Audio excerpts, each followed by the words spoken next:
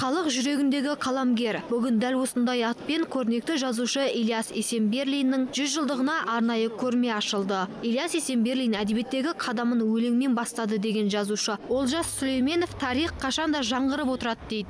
Поэтому нужна история.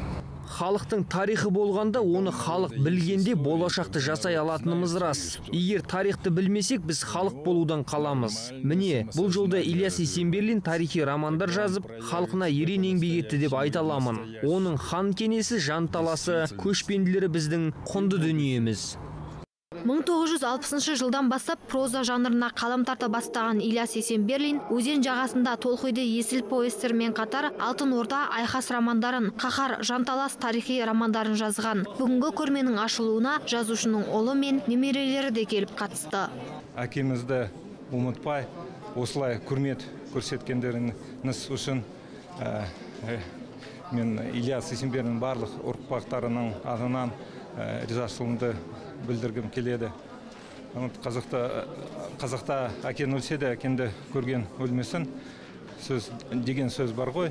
Әрине, ол осындай қандайды бір жағынан немере, ұлы адамның немере болу оңай емес. Өйткені туыстарды және басқа адамдарды менің фамилиясын біліп көп күтеді.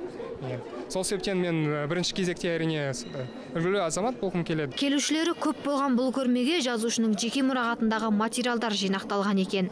Халық жүрегіндегі қаламгер атты Ильяс Есенберлиннің 100 жылдығына арналған көрмеде жазушының ресми құжаттары, фотосуреттері, басқа жазушылармен алмасқан хаттары қойылған. Сонымен бірге жазушының киген киімдері, тұрмыстық заттары, тіпті сол кездегі жазу машинкасы да қойылыпты.